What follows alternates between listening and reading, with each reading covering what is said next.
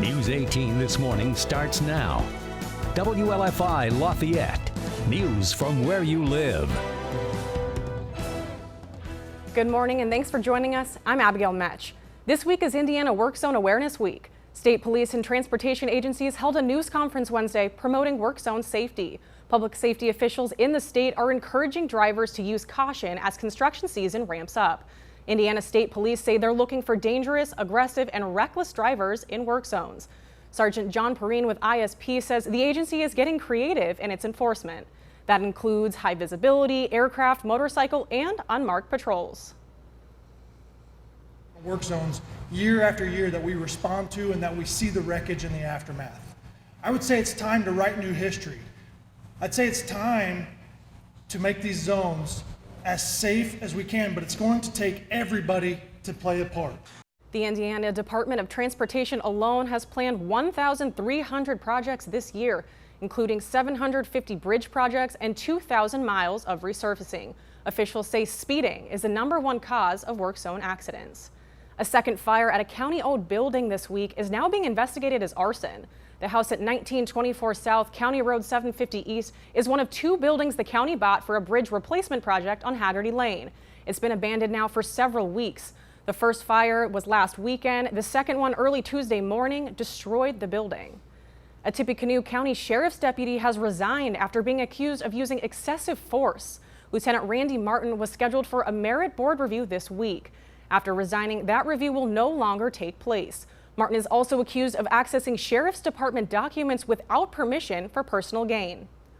Only about 1/3 of all Hoosiers are fully vaccinated in the state of Indiana. This comes as demand for vaccine appointments continues to decrease. State Health Commissioner Dr. Christina Box and Chief Medical Officer for the Department of Health Dr. Lindsay Weaver held a joint press conference on Wednesday. They talked about how the state is doing on the vaccine front. According to these doctors, Indiana is on the lower end of states in the country when it comes to people getting fully vaccinated.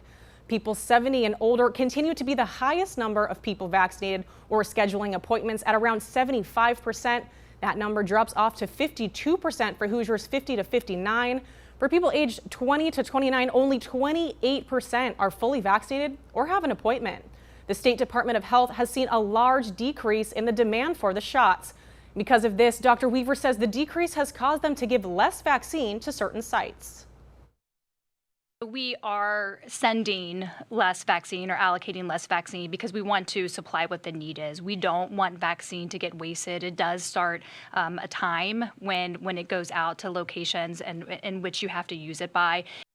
As mass vaccination clinics decrease, the state will be sending vaccines to other locations. The Department of Health hopes that by next month, they'll start being able to send vaccines to primary care physicians.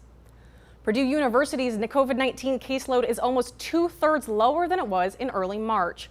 According to the Protect Purdue dashboard, the university is reporting just 74 active cases on campus. 70 of those cases are students, 4 are employees. And just last month, on March 8th, the university had 211 active cases, 202 of which were students, 9 were employees. Purdue President Metsch says even as the students, faculty, and staff receive the vaccine, they are still required to follow the Protect Purdue pledge. He says the university will be reviewing the pledge for the fall with high hopes of making changes to it. Daniels also says the vaccination efforts on campus are encouraging. Well over 18,000 vaccinations so far. We have almost that many reservations or appointments for a second shot. No longer doing surveillance testing as the spring semester wraps up. Now we'll head over to the weather. We could be in for another rainy day here, but I'm really hoping that Ballant will tell us that there's going to be some sunshine on the way. Ballant, tell me something good. Yeah, hey, that's right. Good afternoon, Abigail. Thankfully, some clearer conditions are just on the horizon. We just have one more round of rain to get through here later on this morning into the early afternoon. Afterwards, plenty of clear skies ahead. We'll break it down next.